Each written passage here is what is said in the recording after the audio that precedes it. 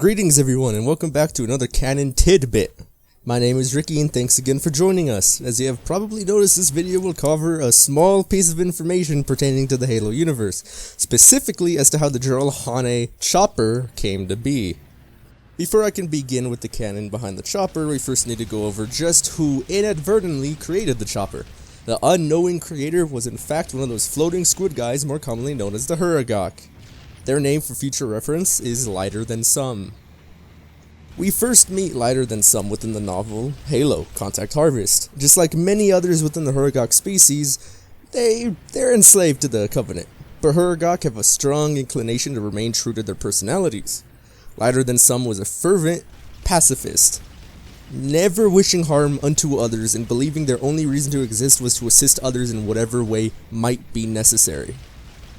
Due to being a pacifist, you can only assume what might have happened when Lighter Than Some was forced to take a life through self-defense. Lighter Than Some was deeply shaken by their own actions and felt that the only way to recompense what they did was to create a peace offering. The peace offering in itself turned out to be a plow that the Huragok knew would help with farming instead of taking a life. It would help sustain life, so that pleased Lighter Than Some greatly. However, as previously mentioned, the Huragok are an enslaved species, so anything created by a Huragok would be scrutinized by the higher ranking caste species. Jiralhanae were the particular species to find the plow created by Lighter Than Some, and it was no surprise they found it to be of no use whatsoever. They couldn't use it to fight effectively, so some of them thought of just destroying it outright, while a few decided to make some modifications to it to better fit their standards. So it went from a farming tool to a tricked out alien Harley Davidson.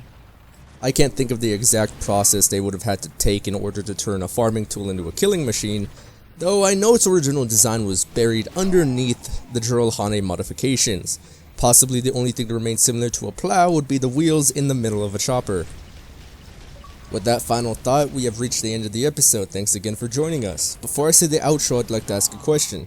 Due to Canon Tidbit, the series, as a series, is trying to focus on the small details within the Halo universe, rather than the more well-known monumental events within it. Are there any areas within the Halo universe that you would like to see episodes on?